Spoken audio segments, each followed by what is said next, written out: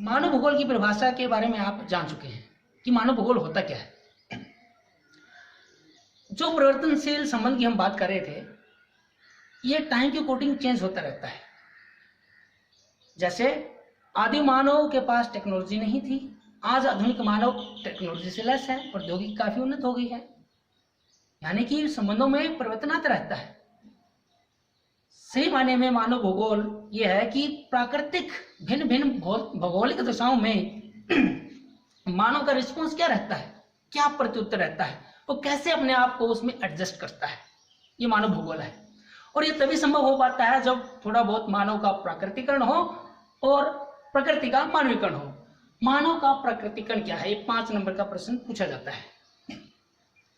मनुष्य अपनी सांस्कृतिक विरासत से प्राप्त तकनीकी और प्रौद्योगिकी की सहायता से अपने भौतिक पर्यावरण से अन्योन्य क्रिया करता है, यानी कि अपनी सांस्कृतिक विरासत से प्राप्त तकनीकी और प्रौद्योगिकी, जैसे जैसे मानव आगे बढ़ता है प्रौद्योगिकी में उन्नति आती रहती है, उस प्रौद्योगिकी की सहायता से वो अपने भौतिक पर्यावरण में चेंजेस लाता है। भौतिक पर्यावरण से अन्योन्य क्रिया जो करता था, प्रारंभिक मानव प्रारंभिक अवस्थाओं में मनुष्य के पास वो न के बराबर थी प्रौद्योगिकी, बिल्कुल प्रौद्योगिकी नहीं थी। वो प्राकृतिक से प्रभावित था, प्रभावित ही नहीं बल्कि उससे भयभीत भी था, डरता था। बिजली चमकती थी तब डर जाता था, बारिश होती थी तब भी डर जाता था, क्योंकि उसके पास ज्ञान नहीं था, प्रौद्योगिकी नहीं थी। प्रारंभिक मानव समाज ने समय को प्रकृति के आदेशों के अनुसार अपने आप को ढाल लिया था।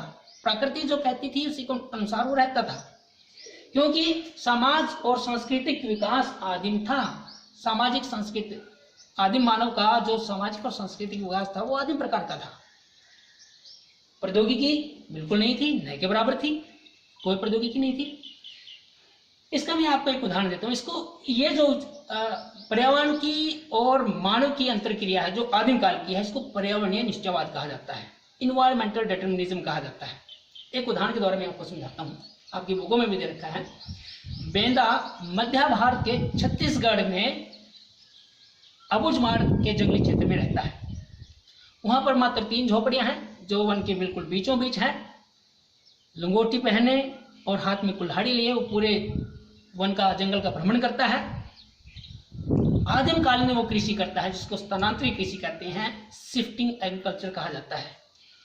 क्या होता है इस कृषि में? जंगलों को साफ करके काट के जला दिया जाता है और जलाने के बाद जो भी राख बचती है उसको भूमि की उर्वर क्षमता बढ़ाने के लिए खेतों में प्रयोग में उसको लाया जाता है।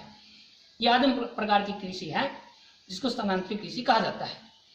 तो इस उदाहरण में भी आप देखोगे कि मानव ने अपने आप को पर्यावरण के अनुसार ढाल रखा है।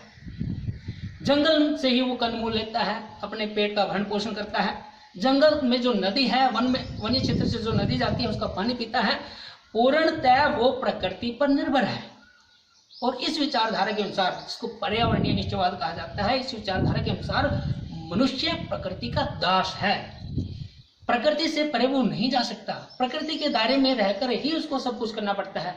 और ये जो बेंदा कबीलाई लोगों की बात जो मैंने कही है, ये केवल उस क्षेत्र की बात नहीं है, बल्कि उस प्रत्येक उस आदिम प्राचीन या प्रारंभिक मानव के घर की कहानी है, जो जिसके पास प्रौद्योगिकी न के बराबर थी और आदिम जीवन वो जी रहा था। इसको कहते हैं मानव का प्रकृतिकरण। ये 5 नंबर का प्रश्न आता है। आज के लिए इतना ही। Thank you.